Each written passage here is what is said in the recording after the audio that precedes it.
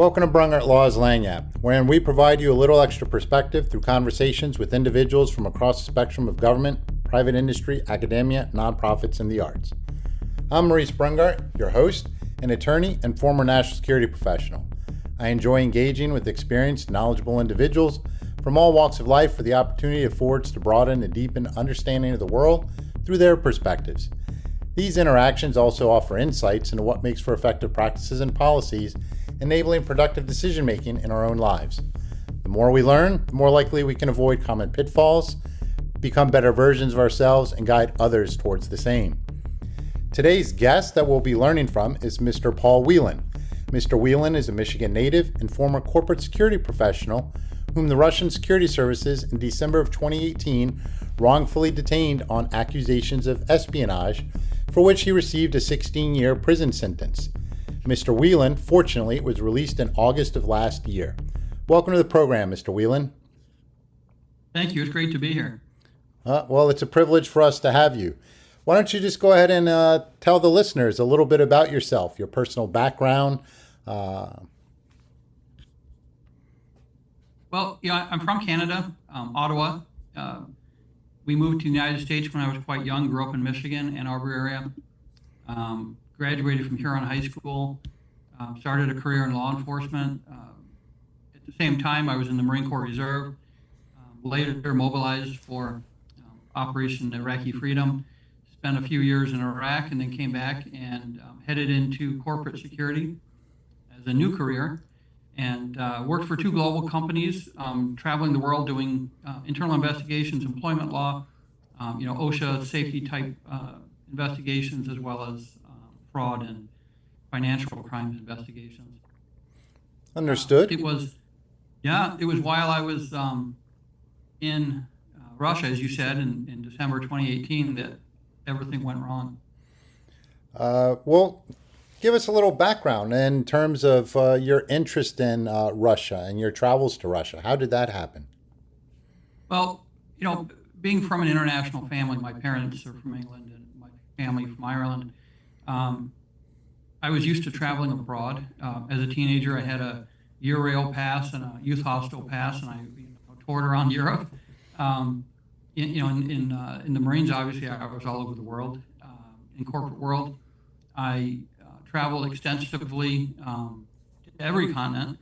And my last employment, I traveled quite extensively to many countries. The company I worked for did a lot of business in Europe that supported business in Russia. So, I had traveled to Russia several times. I'd taken my parents there for a week so they could see Moscow. And, at that point, it was safe for Americans to go to Russia. Even though sometimes you're followed by the FSB and SVR, that protects you from the street hoodlums. So, as a tourist, you're not really worrying about the street hoodlums. You're, fairly protected, staying in the major metropolitan areas, which is what you have to do in countries like that. And, on my last trip, we had security set up. We had a car service. We were in a good hotel. And we took all the precautions that you would take to protect yourself from hoodlums and whatnot. The problem is you can't really protect yourself from a rogue government when they set their sights on you. So, approximately how many times had you been to Russia prior to December of 2018? 5. 5. And obviously never encountered any problems with host nation security services. No, the first time I was there for 2 weeks, staying at the U.S. Embassy in Moscow. I had flown from Iraq to Moscow and then back to Iraq. Again, I was there for a week with my parents in Moscow, and then I did a bit of a tour with people that I had met through friends in the embassy, St. Petersburg, Volgograd, things like that. Nothing too far afield. And then I'd gone back again to see friends when the economy there wasn't so great, but you could fly from Detroit to Moscow for $800. That's a pretty good deal. And then, of course, the ill-fated trip in 2018. And delving a little bit into your different backgrounds, Canada, Ireland, did you have different nationalities at the time? Oh yeah, this is something that the Russians were very confused about as well. I was born in Canada to British parents of Irish ancestry, so I qualified for 3 passports, one from each country. And then in my teenage years, I was naturalized U.S. citizen, so I've got 4 passports, 4 citizenships. And in my world, especially with Europeans and whatnot, it's not uncommon for people to have 3 or 4 passports. It's a bit of a quirk of ancestry, but perfectly legitimate. So you say the Russians were confused by this, so we'll get into that in a moment. Now take us to that time in December of 2018. What was the motivation or the purpose of being in Russia to begin with? One of my friends from the U.S. was getting married in Russia. He'd met a Russian lady in America. They worked together, and her family, located in Russia, too expensive for them to get visas and travel to the United States for a wedding, so we decided to take a small party over there.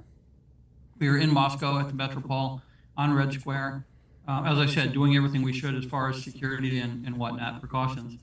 And, we had hoped to have a few days in Moscow and then go up to St. Petersburg and then come home. How many days were you on the ground before the detention? I arrived on the 22nd and was detained on the 28th.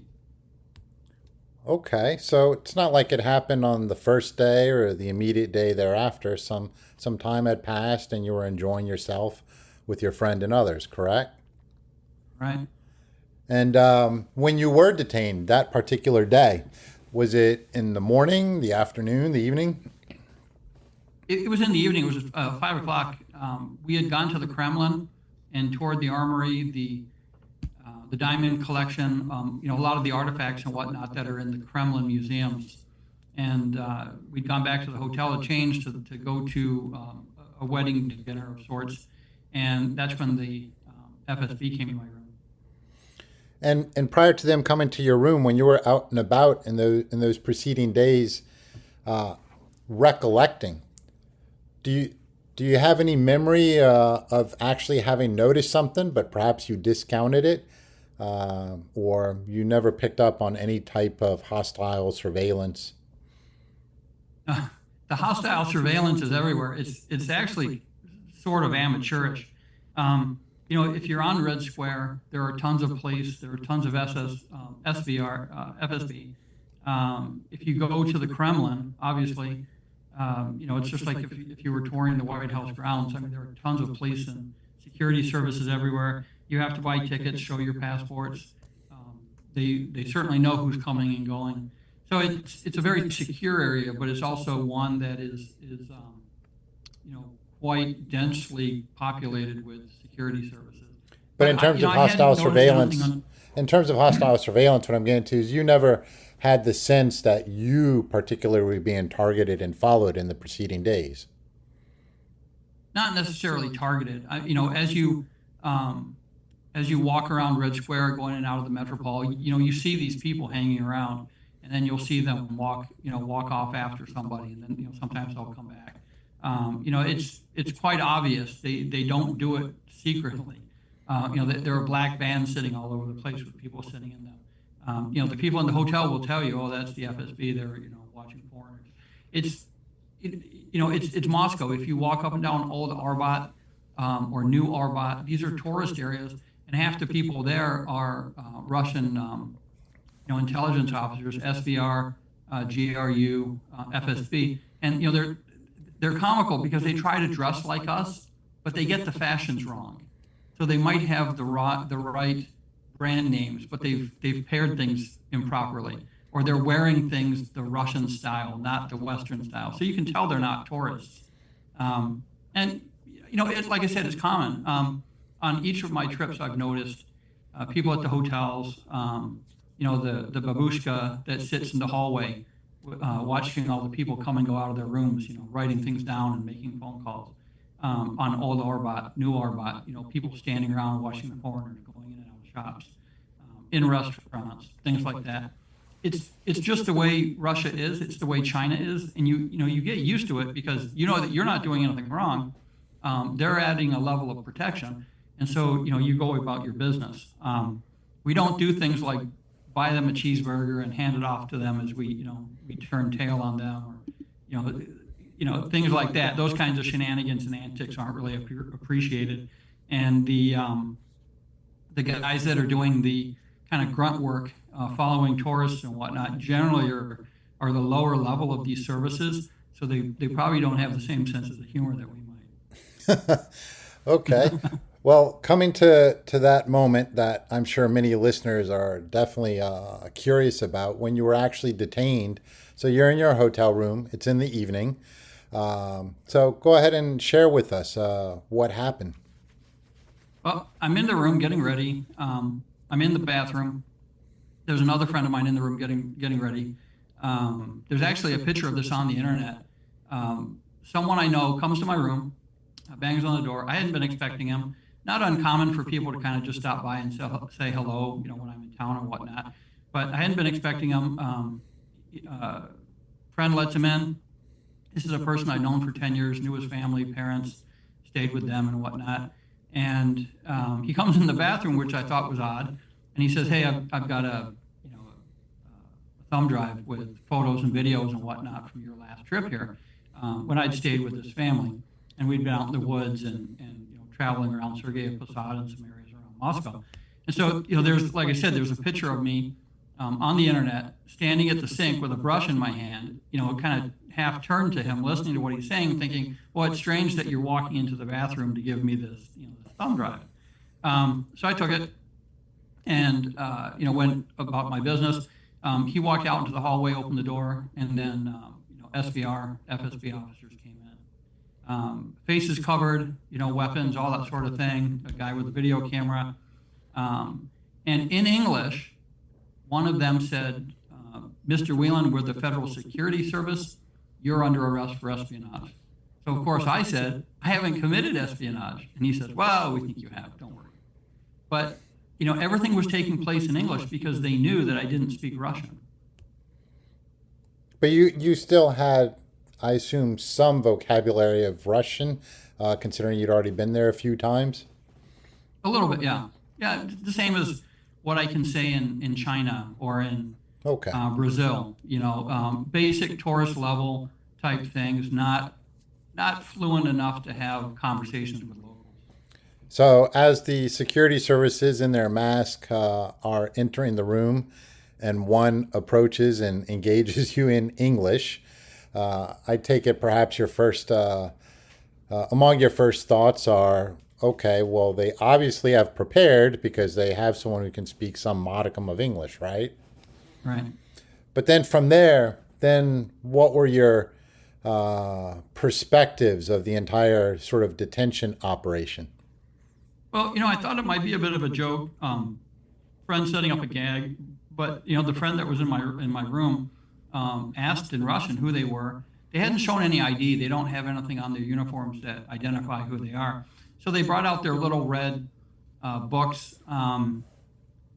They're like 4 inches by 6, just kind of like a cardboard ID type wallet, and they have a picture inside. It's handwritten who they are, where they're from, and then it's got a rubber stamp. It's very Soviet-ish, but they still do things like this. They don't have plastic driver's licenses like we do. They don't have the sorts of licenses and passports and whatnot.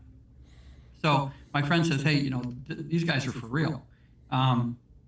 So, things that I noticed, the friend in the room, they didn't treat harshly. As I was being taken out of the room, the guy that had brought the thumb drive, he wasn't being treated harshly. Now, if I had just committed espionage, that means that these guys would have been involved with treason, and the FSB would have beating the snot out of them. Well, the FSB wasn't doing that. They weren't in handcuffs. They weren't even addressing them as having done anything wrong. So I knew that there was something up. If the FSB really thought that they had just busted an American in the in the throes of espionage, then obviously they would have been treating the Russian half quite badly. And like I said, they weren't. The FSB took me to one of their stations. There was a translator there, And she started explaining to me, what they said I had done, telling me that I should confess, and that things would go better. And she said, your friend committed the treason law, and I said, no, he didn't. I said, that's ridiculous. I said, he wasn't even in handcuffs when I was, walked out of my room. And so she kind of put that on the back burner and didn't mention that again. And when I questioned her about these copies of the two laws, espionage and treason, that they had in front of me in English, she said, well, we were prepared in case you didn't speak Russian very well. And I said, well, you guys obviously know I don't speak Russian. It wasn't a situation where I was offered an attorney. They don't have Miranda rights. They just started with the translator trying to get me to confess. It's very different than our system of law enforcement. Those that were interrogating you, could you tell from their clothing whether they were the same individuals who had actually physically detained you at the hotel, or did you get a sense it was a completely different group of people? No, it was the same group. Okay. And at this time, were they still masked, or did they remove their mask? One of them did, and he would only wear his mask again for court. There were two guys that I ended up working with, throughout my entire time in Moscow, and then saw them later in Mordovia. They had their masks off. Some of the younger, probably the street thugs, had their masks on and didn't take them off. And then there were some other people in suits and whatnot, more senior, who didn't have masks. So while you're being interrogated, how many were in the room with you? You had the interpreter, one of these interrogators. Is it a small room, or sort of a conference room? A conference room, probably 14 by 14. There were 8 to 10 people, and they would come and go. Sort of disorganized. There was a guy standing there with a handheld, video camera. There were people, asking each other questions, talking to each other, coming and going. There's the interpreter, asking me questions. At one point I said that I wanted to speak to my ambassadors, and they kind of corrected that with ambassador, and I said no, ambassadors, all 4 of them, and that seemed to throw them off, very quickly. And they had actually found the passports in my room. It was common for me to have to travel, from country to country, without coming home. So I often had my passports with me in case I had to go to different countries. There are countries you don't want to enter with a U.S. passport. Others, if you go with a Canadian, you won't have any trouble. Things like that. The British passport for England, the Irish for the EU, and so forth. But unfortunately for you, even though you were legitimately entitled to these passports, it sort of now just adds fuel to the fire that you are a spy, I take it. Right. So the Russians, knowing that I'm not a spy and knowing that they're making this up, as they would explain to me in a few minutes, of course said that all my passports were fake and that they'd been provided by the United States government. The Russians very quickly told me that they were holding me because America had arrested Maria Butina, and they also wanted Konstantin Yurchenko and Victor Bout, who were in U.S. custody, taken prisoner in third-party countries, and then expropriated to the United States. The Russians hate this. The Russians hate that the long arm of American justice can reach out to third-party countries and grab their citizens, especially the ones working for the Kremlin, and then lock them up. So, add insult to injury, we weren't giving those 2 back. We grabbed Maria Butina, and then they decided to make their play, and unfortunately, I was a part of it. And about how long did the interrogation last? Well, it started at an FSB station, then we went to Lefortova, which is the infamous prison. They held many senior diplomats and officials there, and shot a few of them. There in Moscow, correct? In Moscow, yeah. It's the Lefortova prison. Half of it's a prison, half of it's FSB offices. It's famous for the detention of political leaders, military leaders, people like that. I was taken there and then quizzed on all sorts of things. Now, it was odd because they would ask me things that they knew from my visa application, because the visa applications for Russia include a lot of information, including copies of passports, all four of them. They asked me about the Army, and they would always ask me about the Army, but I wasn't in the Army. And so this is kind of one of these sticking points that went on for a year and a half. They were always going on about the Army. And it turned out it's a bit of a cultural issue. While we talk about the military or the military service, they talk about the Army in a generic term. So someone who was in the Navy might say, well, I was in the Army. I did my time in the Army. Well, he wasn't in the Army. He was in the Navy. But they don't necessarily differentiate the way we do. So they would always ask me about the Army, and I'd say, I have no idea what the Army's up to. You have to look online, I wasn't in the Army. And so they'd look at me funny, like, well, we know you were. And I said, well, no, you obviously don't. Their story was that I was a brigadier general and a secret agent in the Defense Intelligence Agency. And, they kept calling it the DIA, and I called it the DIA. And in Michigan, we have the Detroit Institute of Art. So it became a bit of a joke, because it's like, well, I've been to the DIA, but not the one you're talking about. And, they had obviously no cultural references to any of these things that I was bringing up or talking about. And it threw them for a loop. It was quite obvious that they didn't know anything really about me except what they'd been told. They didn't have a case. Obviously, they just made it up. And they kept trying to explain to me how things would work. And they said, like I said, that they had arrested me because of Maria Butina. And it was within, 2 hours, they told me that their plan was to do a diplomatic transfer, exchanging me for her, and hopefully getting Victor Bout and Yurchenko back. So it sounds like during these initial hours of the interrogation, you were maintaining a certain sense of calm and a bit of sarcastic humor about you. Is that correct? Yeah, that's exactly right. And it was probably more than a bit of sarcastic humor, because I knew that I hadn't done anything. I knew it was political. And just from their body language and their behavior, you could tell that they didn't really take it seriously either. So do you they think were going through the motions? So do you think in one sense initially that perhaps you might have been subconsciously naively assuming things were going to kind of work out? There probably be a headache for a few days maybe, but you were imagining a light at the end of this tunnel? Well, I knew there was a light at the end of the tunnel, even if at first it meant that there was a train coming at me. I knew that the Russians had done this before in 1986 with Nikolai Danilov, the U.S. News and World Report station chief. He'd been grabbed and held 3 weeks while the U.S. had captured and held a Russian spy.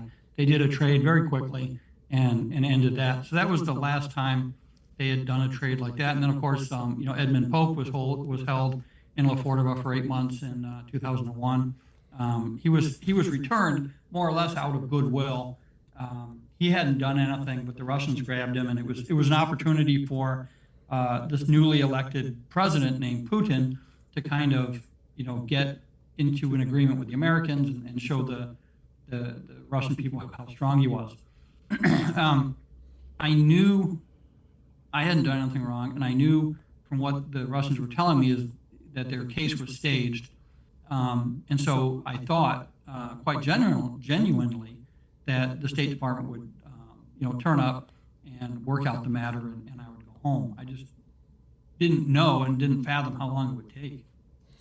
So about how long did it take before you were actually brought before, say, the equivalent of our system, before a Russian judicial official, before you were brought in front of others and charges are actually laid out and you can see that there's actually some kind of legal process, even if it's flawed or manipulated, taking place? Well, that first night I was taken to a magistrate. I guess it was the next morning, early in the next morning. I was taken to a magistrate, charges read, my detention was approved, and then I was taken back to La Fortava. It started very quickly. Within a few days, being taken to court, perp walk in front of the media, I would be declared a threat to the security of the Russian Federation and taken back to Laportova. Then they'd have a detention appeal hearing. I'd go to a different court. And this was going on like every month. I was having a hearing or a detention hearing. It was Russia's opportunity to get me in front of the media and to kind of show the world, hey, we caught this American, and we say he's a spy, and we want our people back. Obviously, Ambassador Antonov in Washington, D.C. had gone to the U.S. government, within days of me being arrested, saying, yeah, we've got Paul, we want Maria, let's work out a deal. John Bolton, Mike Pompeo started working on that issue. And they didn't get as far as they wanted to. There was some dilly-dallying around in the Oval Office, and then a guy named Krasikov, a Russian SVR colonel and assassin, was arrested in Germany. And that was a big game changer because the Russians said, well, we don't want Paul for Maria anymore. We want Paul for Vadim Krasikov. And that started all sorts of negotiations, which ended up, on August 2nd with an exchange in Ankara. I should say the first, it was the second here. An exchange in Ankara of, Evan Gershkovich, Alsu Kurmasheva, myself, some, August of last year, correct? Yeah, some dissidents from Germany. But it hinged on this guy, Krasikov. That was the big fish. And prior to this, again, going back to your detention, were you ever physically mistreated during the initial days and weeks? No, I wasn't actually. I think the Russians knew better than to leave marks or scars and whatnot. They did some stupid things like kicking the chair that I was sitting in, hitting the back of the chair with a water bottle. They would repeat their questions over and over. It was more of a discussion than it was the sort of interrogation that we might think of. You could tell they really didn't know the answers to the questions they were asking. The translator was there. A question might be asked, the translator would translate it. I had plenty of time to think of an answer and say, I don't know, I don't understand, or you can look on the internet, or that's got nothing to do with me. The premise of the espionage was photos and names of border guard students at the border guard school. And, they said, well, these are FSB officers, so that's secret information. Later in court, interestingly enough, the judge said it wasn't because, far from being FSB officers, they were merely students at the border guard school. Now, the border guard does roll up to the FSB like our Customs and Border Protection rolls up to DHS. But, the judge said, well, these guys haven't graduated, so they're not officers, they're cadets. And being cadets, their information is not deemed secret. So, this went back and forth in a bit of an argument with the judge actually sticking up for me. Finally, the FSB turned up with a letter. Did this take you by surprise when the judge is doing this?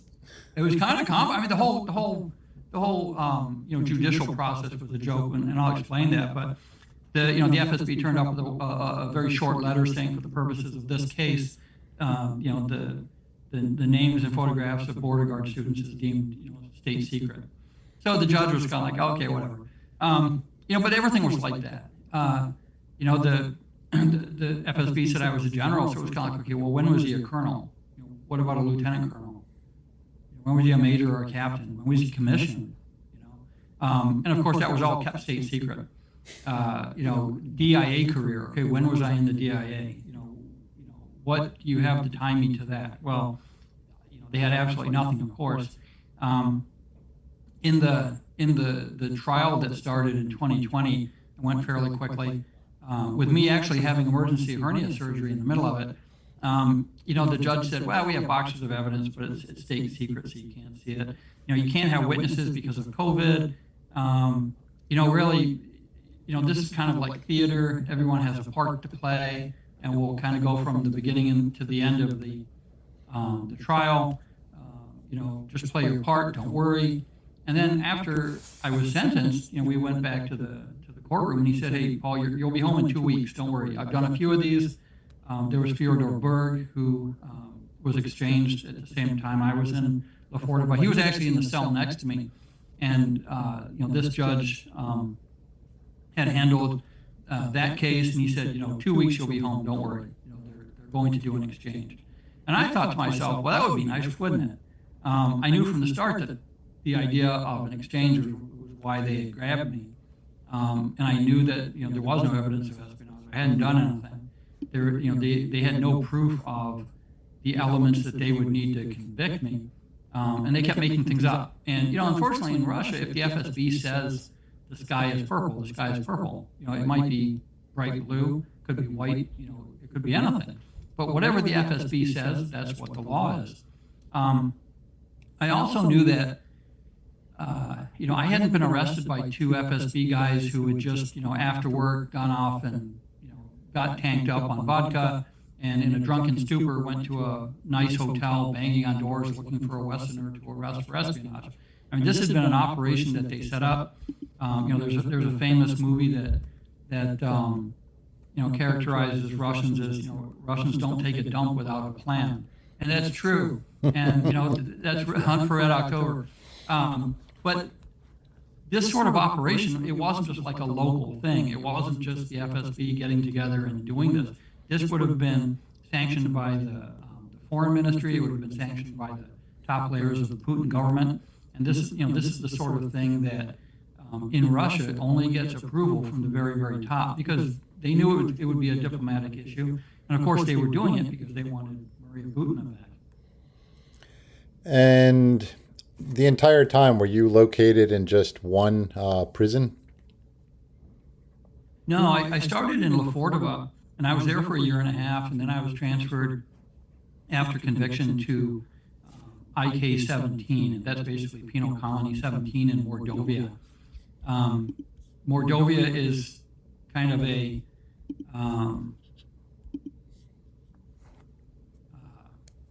what's the best way to describe it? It's kind of a low socioeconomic area where the only real industry is prisons. The prisons, all the prisons in Russia are labor camps of some sort. And most of the prisons in Mordovia had been built by German prisoners of war during World War II. And they were built in the same manner as, say, Dachau and Auschwitz. They looked the same because, the Germans had built them.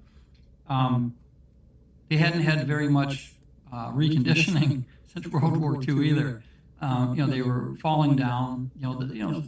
Some of the cement slab buildings were in horrible repair. The wooden barracks and things like that were falling apart. Everything in Russia is in poor condition, and these prisons were just as bad as everything else. And then, if we said anything, the Russians would say, "Well, the poor conditions are part of the punishment." But I spent the last 4 years at this labor camp in Mordovia. And during your time in detention, contact with the outside world, like with the U.S. diplomatic mission or the Canadian mission, the Irish mission, UK, or with friends, family back home, please describe for us, what kind of contact you had. Well, so for the first year and a half, I was in Laforte. I did have regular, almost weekly, sometimes twice a week, contacts with the consular teams and the ambassadors themselves from Canada, England, America, and Ireland.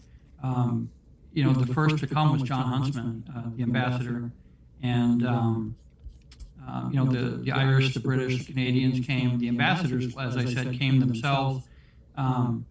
So I had regular communication, food parcels, clothing, all sorts of things coming in to me at Laforte. But the Russians would not let me use a telephone to speak with my family, and they wouldn't allow that for 16 months because they said I wasn't cooperating.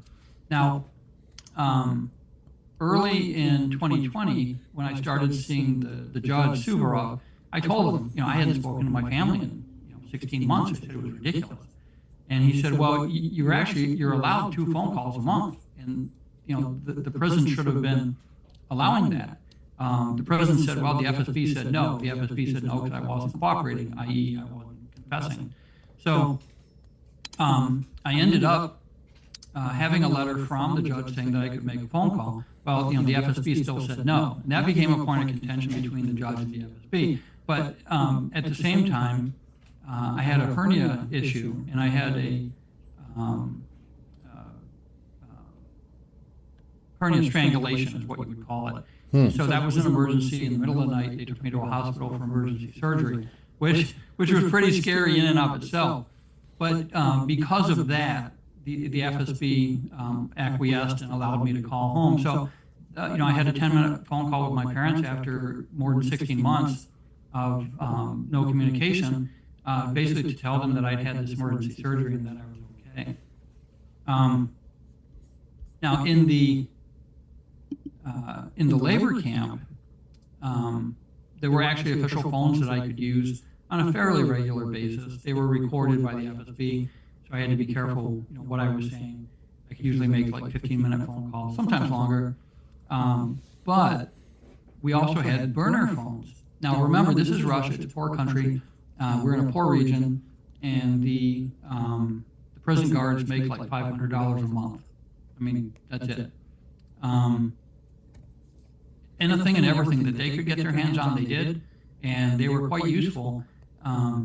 I could buy cartons of cigarettes, cheap Chinese and Russian cigarettes in the prison shop, and then I could barter those with the guards for fresh fruit, fresh vegetables, things like that.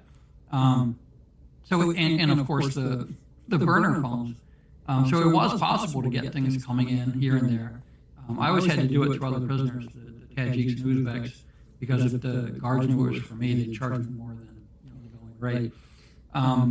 So I had 3 fairly long phone calls with Secretary Blinken, chatting with him about the situation at different times. Through one of these burner phones? Yeah. The interesting thing is, world leaders can't get 5 or 10 minutes with the secretary, right? And here's me, we were having 45-minute phone calls, chatting about this, chatting about that.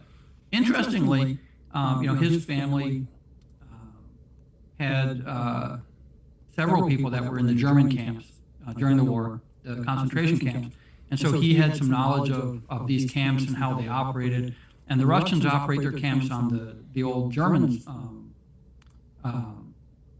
philosophy of prisoners running the camp, not necessarily the guards.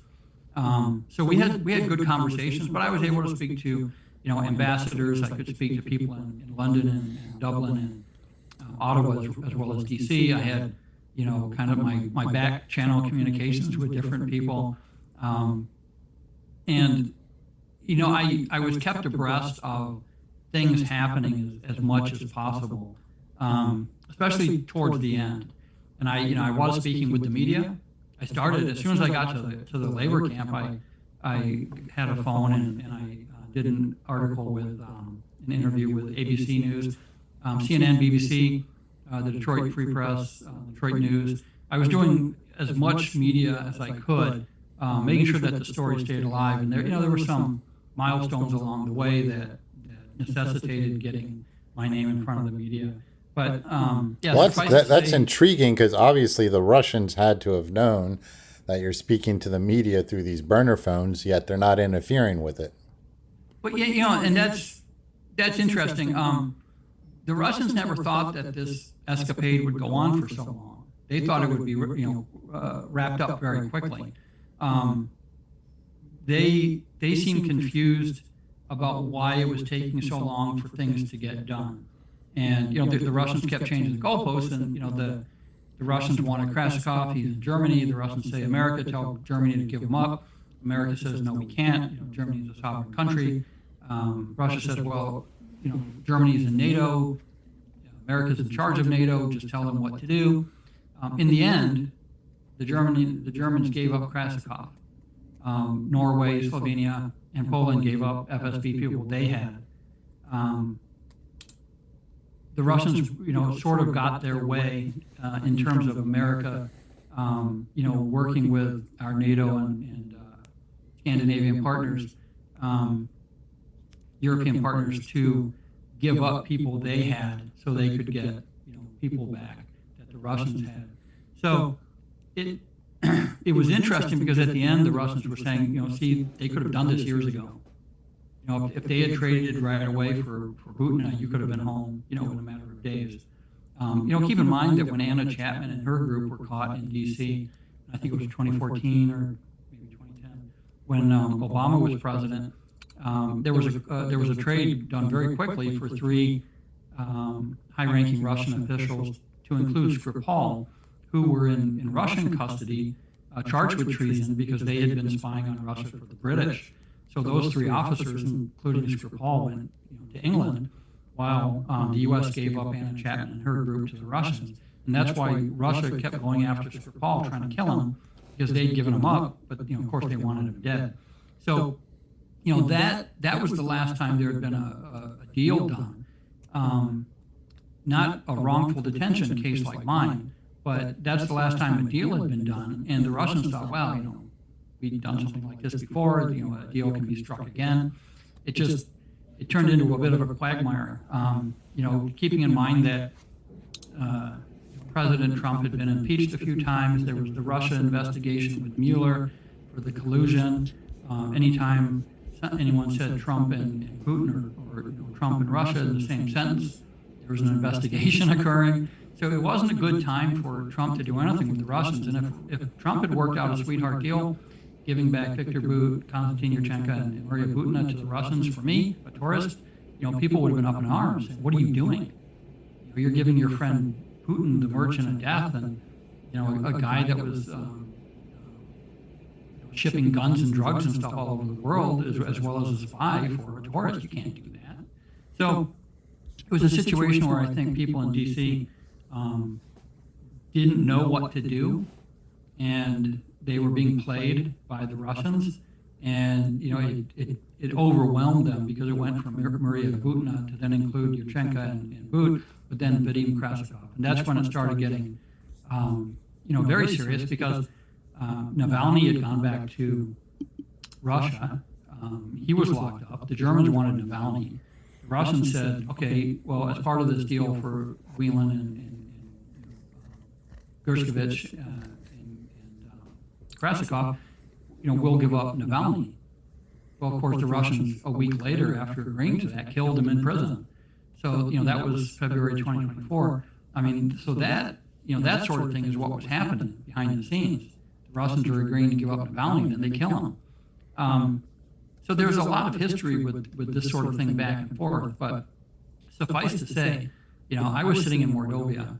I was getting news from around the world. I was talking to people in all 4 of my governments, and everyone was saying, "Hey, look, we are coming for you, but it's taking time. We're having issues." And then, great credit to Bill Burns, director of CIA. He was actually the ambassador in Moscow on my first trip to Russia, when I stayed at the U.S. Embassy. He was involved with Jake Sullivan, and he worked tirelessly, as the State Department did, with the FSB to work out a deal. The FSB wanted to deal with the CIA, as they did in Cold War times. The FSB didn't want to deal with the State Department. Unfortunately, our Hostage Recovery Act gives the authority and responsibility for recovering the wrongfully detained to the State Department. So we had diplomats talking to spooks when the spooks wanted to talk to spooks, not diplomats. And that was a bit of a problem. And apparently, there were months on end when people were talking to each other and seemingly getting somewhere, and then it would turn out to be, well, yeah, okay, we understand what you're saying. You're talking to the wrong people. You've just made this deal with the wrong group. So when Bill Burns got involved heavily at Jake Sullivan's assistance, the FSB and the CIA came together, worked out a deal. 6 months later, they had it together, and it was in July 2024. The Russians and the Americans were together somewhere in the Middle East, I think, and they agreed on the deal, and then August 1st it took place. So a lot of people involved, a lot of communication back and forth. I was speaking to everybody I knew in the U.S. government. My friends were speaking to everybody they knew. Haley Stevens, Debbie Dingell. I would call home and Debbie Dingell would be at my parents' house and I'd speak to her. She's one of our congresswomen. Haley Stevens was banging the drum as many other Congress members and senators were trying to get the situation resolved. But it was it was strange days indeed. Well, you obviously had the patience of a Buddhist Zen master during this entire time. When you were finally released with the others and you transitioned back to the United States, share with us what those initial days and weeks were like, who was supporting or managing all of that. Well, Evan, Alsu, and I took a plane from Turkey. Well, the other people released, went back to Germany. And we flew, it was a CIA plane. We flew from Turkey to Andrews Air Force Base. And we didn't know this before we got there, but we were told that the president, vice president, and other dignitaries would be there to greet us. What we didn't realize is there would be about 100 members of the media and all sorts of other dignitaries and people involved and concerned would be there also. So here I was wearing clothes that I'd worn to Russia in 2018. Hadn't had a shower in a couple of weeks because we weren't allowed to shower very often, and I hadn't shaved in a few days because I spent the last 5 days in solitary confinement. So there was a guy on the plane that I knew, and he was chuckling like, okay, yeah, so former Marines, we need to have collared shirts, we have to shave, all this kind of nonsense. So I was like, yeah, I can't. I can see the president in these clothes, that's fine, but I can't see him without shaving. So, he rustled up a razor and shaving cream, and I shaved on the plane. But we got to Andrews, the president was there, vice president, and so forth, Jake Sullivan and others.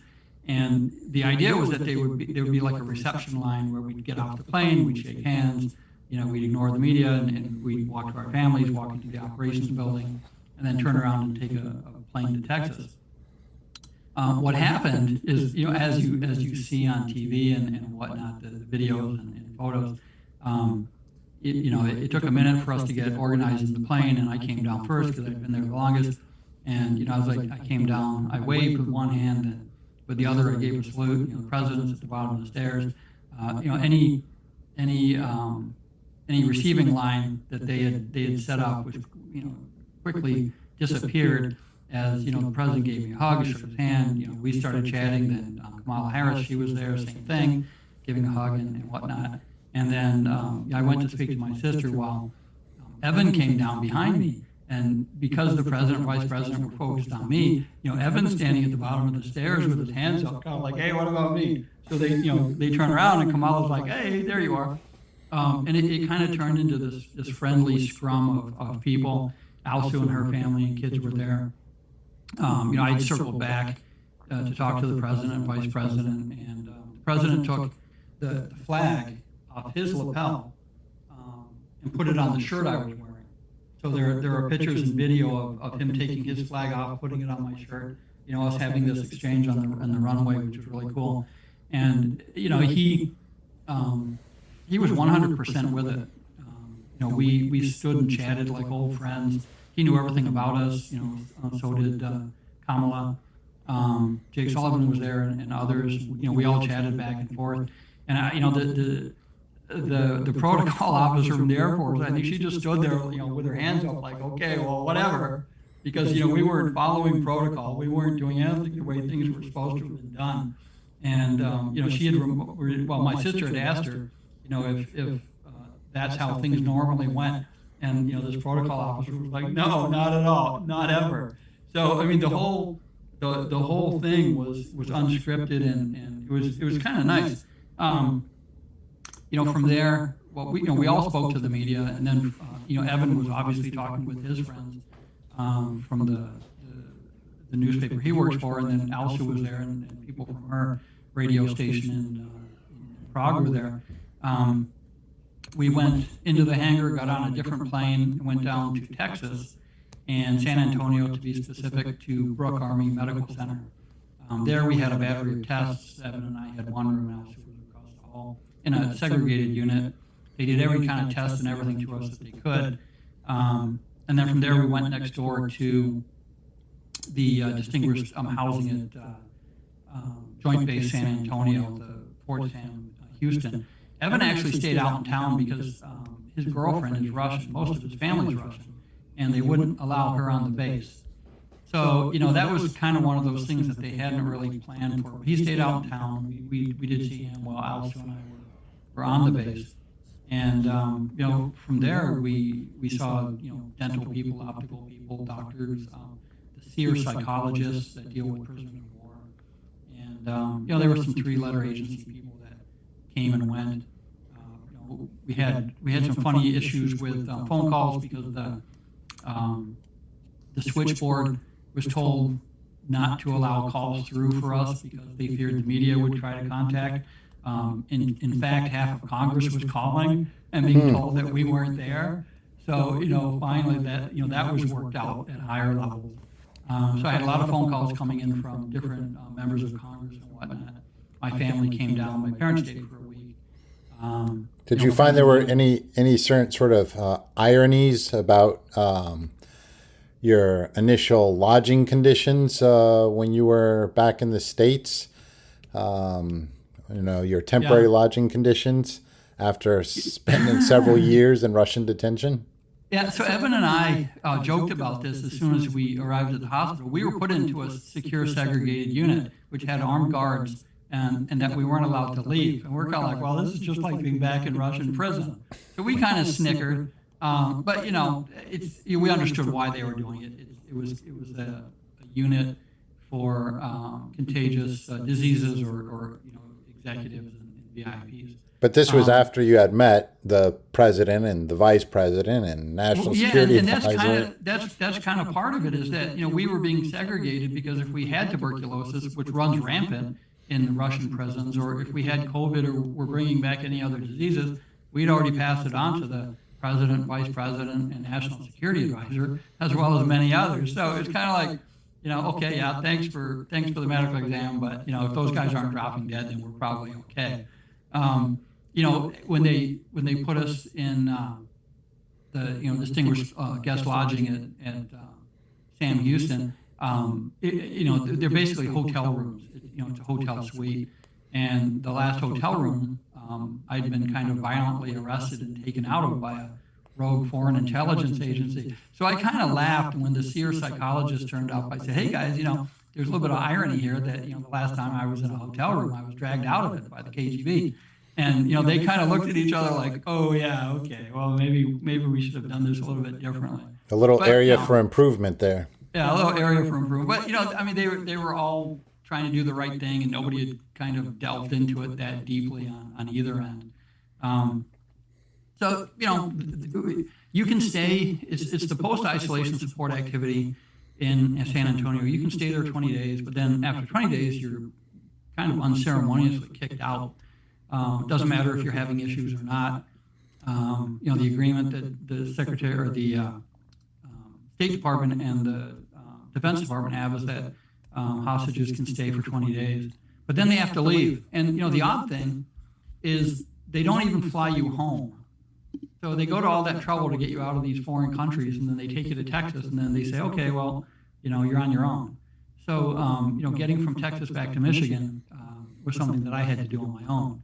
And, it's that sort of thing where you start to see kind of, things unraveling a little bit. You're told that the Levinson Act provides 5 years of medical care, psychological care, things like that. And by the Levinson Act, you're referring to the Robert Levinson Hostage Recovery and Hostage Taking Accountability Act, correct? Exactly. You're told that there are all kinds of programs and things that are available for U.S. citizens, and then when you get home and start speaking with the State Department or others about that sort of thing, they say, well, yeah, the law says that we're supposed to provide this for 5 years to you and your family members, but it wasn't funded. And Congress says, well, the State Department's supposed to be doing it because it's in the law. And the State Department says, well, it's not funded and we're not an insurance company anyway, so we don't know how we would provide services. there are other things, like in the state of Michigan, I didn't qualify for unemployment because you have to have worked for 20 weeks prior to requesting unemployment benefits. And of course, I've been locked up. So, no unemployment benefits for me. In other states, I would have qualified, and others did qualify and do qualify. But what we found is that once you're home, and not even home, once you're in Texas, you're on your own. And, we have a lot of people in Congress that are working on compensation. They're working to get the IRS off people's backs. They're working with the Social Security Administration to, correct our earnings reports that, heavily impact our Social Security payments when we retire. But the U.S. government, for all the money and effort they spend getting us back, once we've been wrongfully detained, there isn't any mechanism to take care of us. And so the aftercare is very hit and miss. And even the guys in the State Department that should be taking care of it are kind of like, well, we take care of the hostages overseas and their families, and then once they come home, you really are on your own. And what we found is over the last year, there are no programs, there are no benefits. And I've been relying on the kindness of friends, family, and strangers. I've got a GoFundMe account. People have been doing great things. My dentist, taking care of all my dental concerns because, we didn't have dentists and doctors in Russian prisons at all. Other people are doing things pro bono. And, my community is taking care of me to the extent they can. But, I was held because Russia had a problem with America. I wasn't held because I had done anything wrong. And I wasn't released until I was because the U.S. government couldn't work out a deal with the Russians. And, it wasn't my fault I was arrested, and it wasn't my fault that I was there. There was nothing I could do to get myself out. There were no deals that I could make. So in cases like mine, most of Congress and half of Washington feel that the U.S. government should compensate me for what I went through. But at this point, there's nothing. I mean, there's no medical care, no dental care, no optical care. There's no transition care. There's no unemployment. The federal government looks at someone like me at 55 and say, well, you're too old for most of our jobs because of mandatory retirement dates and things like that. So even federal jobs that I should have qualified for, I was told I was too old for. And, we look at that and say, well, that's age discrimination. And they're like, oh, no, because, if you're not hired in by 38, you can't retire at 58, and you have to be gone by 58. You're 55, so you can't work for us. And it's, that's the reality of the federal government. Then, you deal with state and county governments. You might have to deal with city governments. The IRS is involved, Social Security. Speaking of the IRS, did you have to deal using them as an example? Did you have to contend with any issues such as, civil or criminal actions from U.S. government entities like the IRS for failure to file a tax return for the last 5 or so years? Were there any illusions of these types of legal actions? Because simply the bureaucracy did not have a place for someone like you? So the IRS wanted to know why I went from a decent salary to zero income for 4 years. They looked at that with skepticism, so that had to be explained.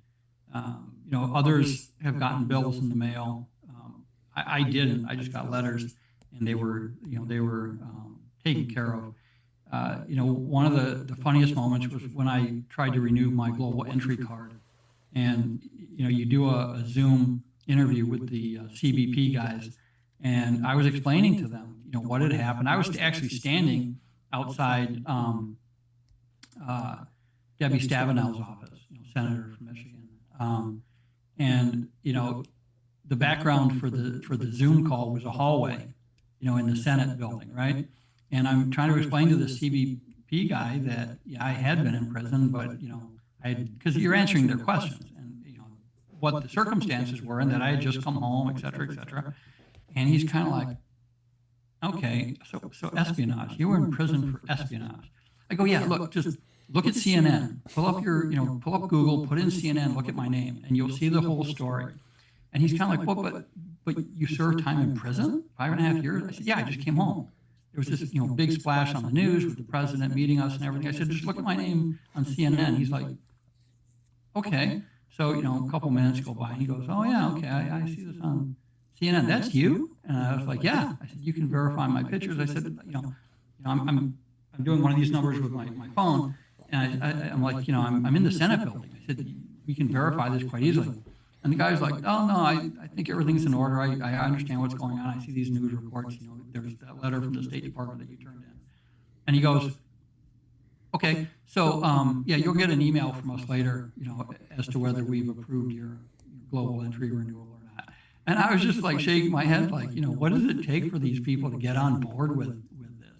So anyway, later in the day, I did get an email saying that my global entry card renewal had been approved. But it didn't matter who I was dealing with. People just, they didn't understand. They had absolutely no idea what to do with someone who had been wrongfully detained. In most cases, they didn't understand it. They'd all watched it on TV. They knew what the deal was, but it was very difficult for them to put two and two together with the person they were talking to on the phone. There were some other funny moments talking to people in D.C. especially. Some three-letter agency people who had absolutely no idea about Russia, Russian intelligence agencies, or my circumstances, and they kept asking me questions that were kind of like, well, if you read the media, you would know that. It was kind of absurd at times. And some people, had odd questions. Some of the agencies, I think, operate in bubbles of disbelief. But the funniest thing was that all these agencies were asking me the same questions. And I said, well, can't you get like all 8 of you together around the table and we go through this once? And they're like, oh, no, we can't do that. They all had to speak to me separately. And so they all had their own silly little questions. Most of them were just, repeating and repeating. And did you ever have a choice in the matter? Like, well, I'm not going to talk to any of y'all until y'all get in the same room together? You're advised that your cooperation is appreciated. And that's the right patriotic thing to do. So I assume this was during the initial 20 days of your arrival in the United States while you're in Texas? Yeah, and soon thereafter, yeah. So perhaps had you known what the future held for you after those 20 days, you might have had a different attitude? Well, I've been in touch with those guys, and they all like, say the same thing, like, hey, we'd like to help you out, but, we don't have a mechanism to do it, or, let us look into see if we can help you or not. Even as, being in touch with the Canadians, and, the Canadians have paid out Canadian citizens who were wrongfully detained in China to the tune of millions of dollars. In my case, the Canadians said, well, because this was a problem between America and Russia, we wouldn't compensate you even though you're a Canadian citizen. That's for the Americans to do. And so, I've run into problems with that sort of thing where, you're expecting your governments to take care of you in these diplomatic situations, and everyone's kind of scratching their head saying, well, yeah, we got you back. That's probably all we're going to be able to do. And members of Congress don't think it's appropriate. I don't think it's appropriate. And but the Canadian government does have a mechanism to compensate wrongfully detained individuals, at least over there. Are you aware if perhaps the Irish or the Brits have something similar? No, they don't have mechanisms set up either. And I had sort of the same conversation with the British that this was kind of an issue between America and Russia. It is a bit of a gray area. It's difficult for countries, especially with changing administrations, to get behind some of these things. But what you're left with is people like me, Trevor Reed, Mark Swadan, who was held 12 years in China, and Mark Fogel and others who were held for diplomatic purposes, were held for trades, and we come home and our lives are basically taken apart. There's nothing left, and we have to start from scratch. And what gets a lot of us is there are programs in the federal government that give cash to people, that provide food to people, that provide housing to people. that do all sorts of things. And if those programs were put together in a package, they could support American citizens coming home as hostages. But, asylum seekers do better than we do. All sorts of people get cash assistance and other assistance that's not offered to us. And we're not asking for anything special. We're just asking for what other people, like in similar circumstances, would be afforded, to include if, a citizen was held wrongfully in an American prison. When they're released, they're given compensation for the years that they spend in prison. I think Michigan gives $50,000 a year. So, that's the sort of thing that we're looking at.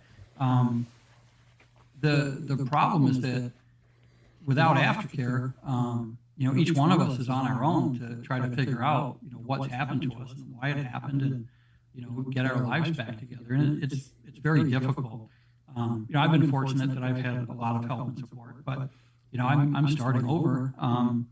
Lower level jobs, people say I'm overly qualified for.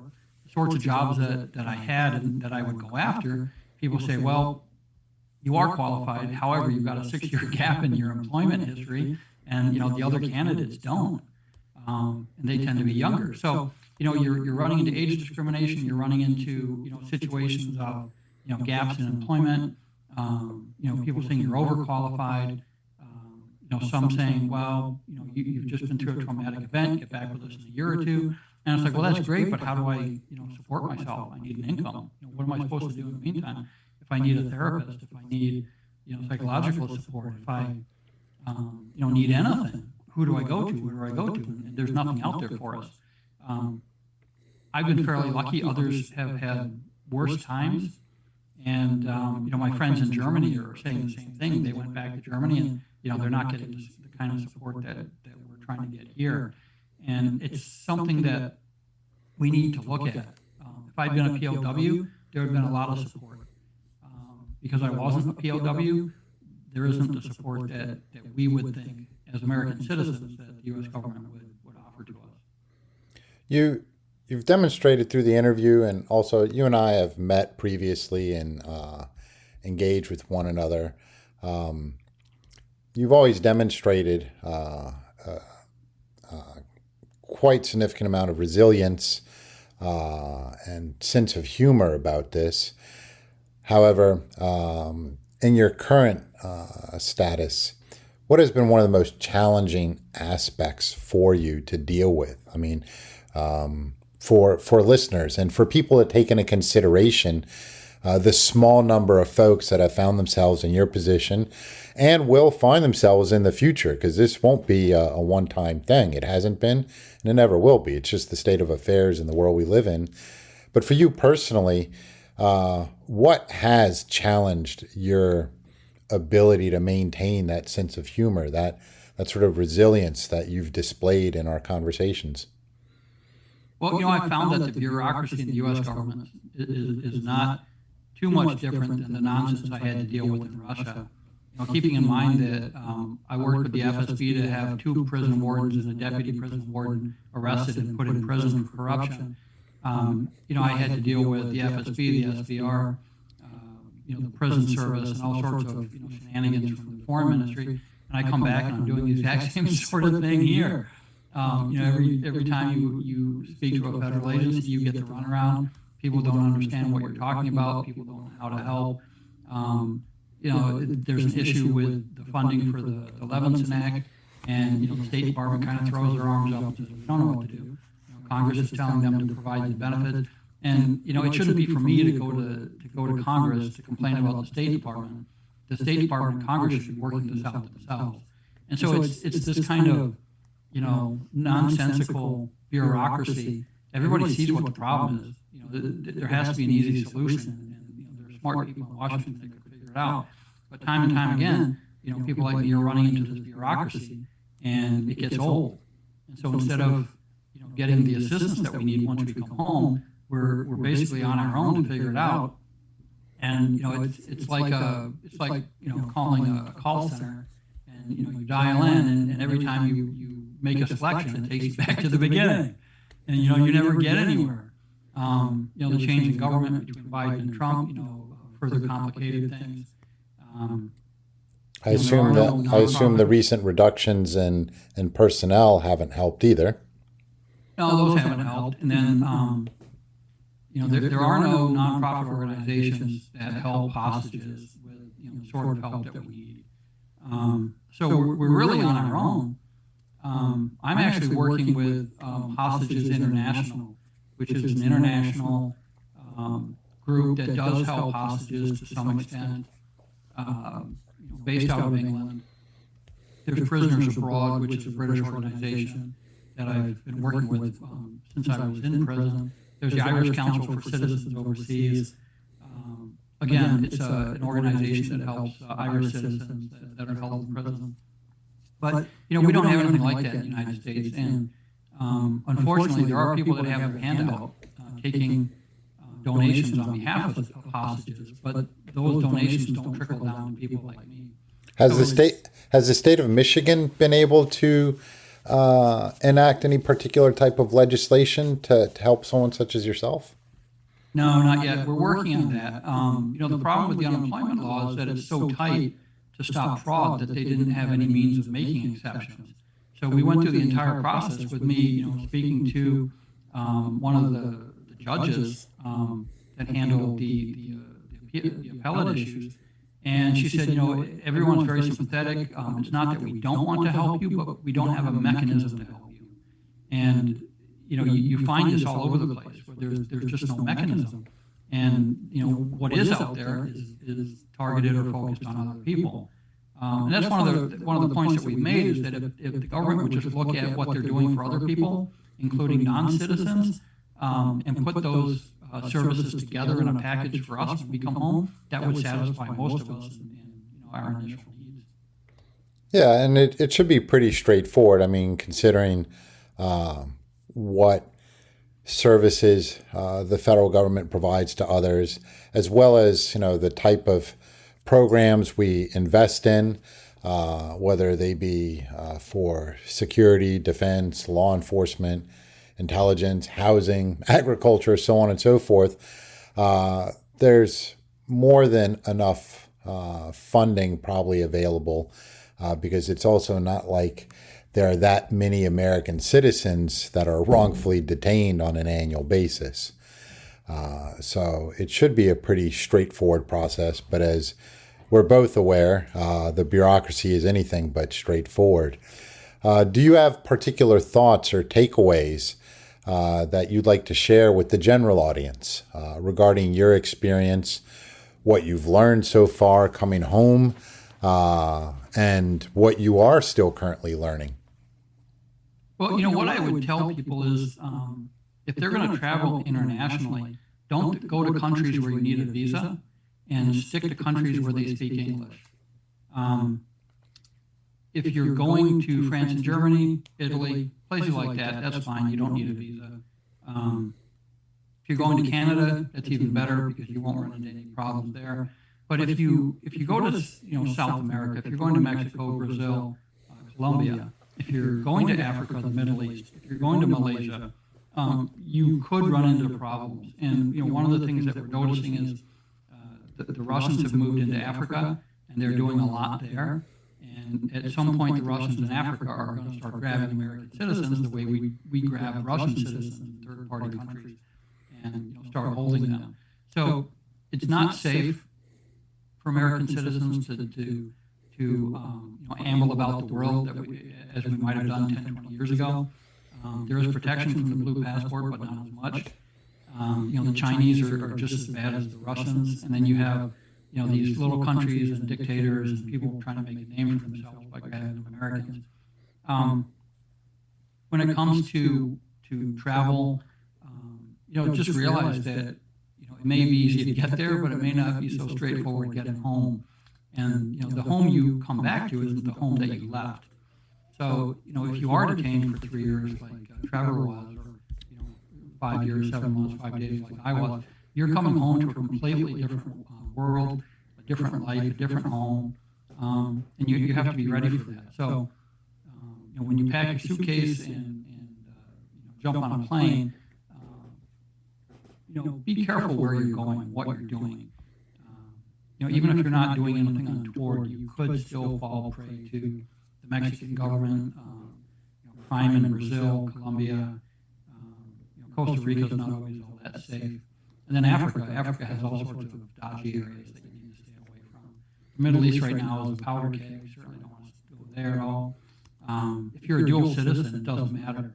Countries like Iran, China, Russia, they don't look at you as being a dual citizen. They look at you as being the citizen of their country, and that makes it very difficult for our consular people to assist you. So, stay out of Syria, stay out of Iran, stay out of countries like that. It's the world we live in right now, and people are a commodity, so we have wrongful detention. It's something that we're working on with Congress to try to address so that there is aftercare for those coming back from wrongful detention, but also trying to work out with the State Department what they can do to deter countries like Russia and China and Iran from taking our citizens in the first place. And when we can go a whole year without having any American citizen wrongfully detained, then that'll be quite an accomplishment. Keeping in mind that there are about 6,000 U.S. citizens in foreign prisons right now. Most of those are people who went abroad and committed crimes and are being rightfully held, but there is a small group that are being wrongfully held, as Trevor and I were, and those are the people the State Department is trying to get back, and those are the people that we need to focus attention on. And perhaps a caveat about travel to some of these countries that you mentioned is, the extent of their relationships with nations that are adversaries of the United States, because countries such as Mexico and Colombia, I haven't traveled there, aren't necessarily going to be prime venues for wrongful detention of Americans, so to say, but one needs to consider, regardless of what the country is, again, what is their relationship with us?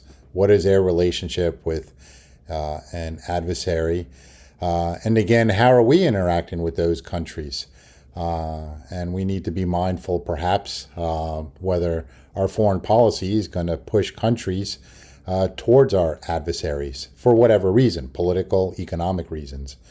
Do you have any particular comments or lessons learned for listeners who may work in government, whether they work in our federal government, state government, regarding managing the bureaucracies, or even who are working abroad for foreign governments that could be listening to this discussion? Well, I think people need to realize that if you work for the government at any level, or you have been in the military, or you have worked for the federal government, you're a target of countries like China and Russia, who automatically assume that you're still part of the government and you are acting on their behalf. It's just not a safe time for people that were in the military, are in the military, were or are in the government to travel to these, especially the third world countries. There's an active duty soldier being held in Russia right now. We've got a few former U.S. soldiers being held in Russia. I think there are a couple Marines, former Marines. There was a gentleman from Michigan living in Ukraine, and when the Russians invaded Donbass, they overran his home, found out he was an American. He's 72 years old, and they charged him with being a mercenary, fighting on behalf of Ukraine. So they gave him a 7-year sentence. His name is Hubbard, and we're trying to get him back. He's wrong, he's been declared wrongfully detained. But the world's just not the safe place that it used to be, and there are countries that American citizens can go quite freely, but there are places that they need to be careful. And that's why I say if you need a visa, rethink going there, because those are the sorts of places we run into a lot of issues. As far as dealing with the government, I think everybody needs to keep in mind that this could happen to them, it could happen to their children, their loved ones, and when it does happen to you, it does take a lot for people to get involved and to take interest. As I said, there's 6,000 U.S. citizens in prisons around the world, and all of those people feel that they are wrongfully detained, but only a a few of them will be brought back under the Levinson Act. So people need to prepare. They need to make sure that their travel is necessary, and if they go overseas, have a power of attorney, have their accounts and things like that in good order. Make it easy on their family so that if something does happen to them, they can be taken care of. And then also, speak to your representatives in Congress, speak to your senators, and tell them, hey, this is an issue that needs attention. It's one of many issues that need attention. This is one that people need to start talking about, because even if there's only a few of us this occurs to, it's having a tremendous impact. 10 just came back from Venezuela, others came back from Iran. There's a constant drumbeat of Americans coming back, but Venezuela, as soon as they give up 5, they take 6. They give up 6 and then they take 10. And I don't understand why anybody keeps going back to Venezuela after what they've done. People keep going to Russia.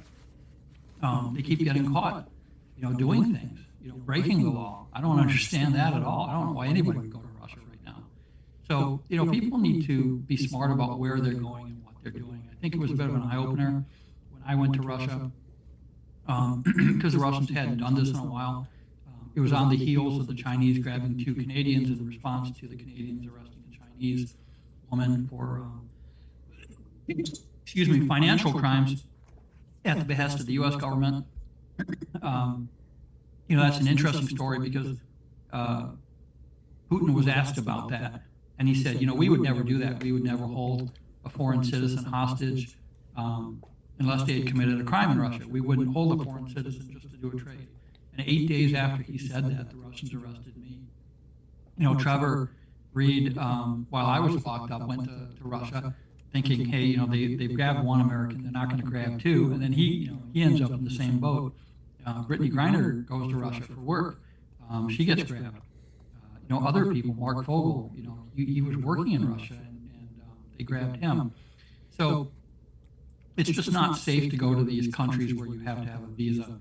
And, third-party countries, you have to be very careful, as you were saying, that, a country like India is friends with Russia, and they might do Russia's bidding because it benefits them.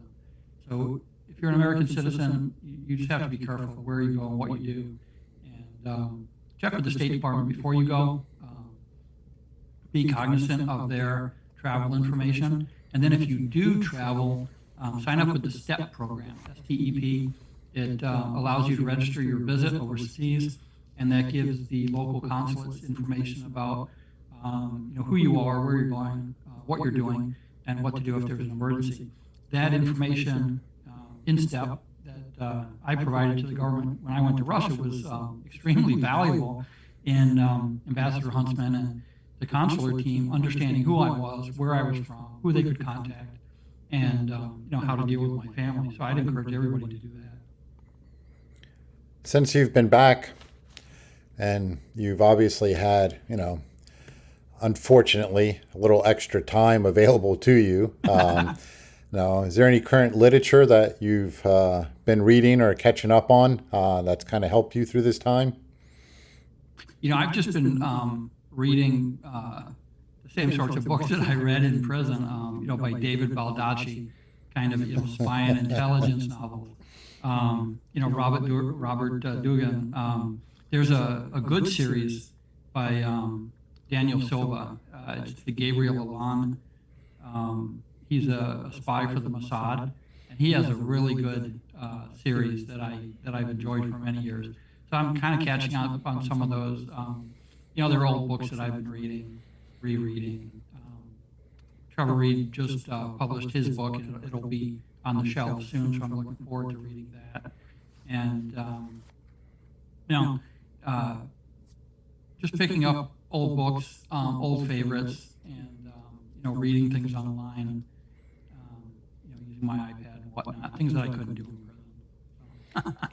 It's nice. It's nice to be able to do that sort of thing.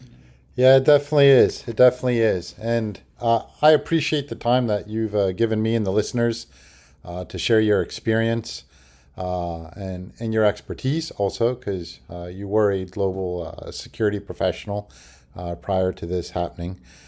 So again, thank you for the time to talk to you. and to hear this. And hopefully those that are listening that can play any role in advancing legislation or influencing their legislators to help people such as yourself, that would definitely be worthwhile if anything comes out of this podcast. Thank you to the listeners for hearing what Mr. Whelan had to share. A special shout out to those in the Sunshine State of Florida, tuning in from Boca Raton, Davenport, Davie, Melbourne, Miami Beach, Pinellas Park, and Tampa. As your host, Maurice Brungart, I welcome you to join us again next week, and that you invite others to also follow Brungart Law's Lanyap, where we provide a little extra perspective, because the devil is always in the details. Thank you, Mr. Whelan.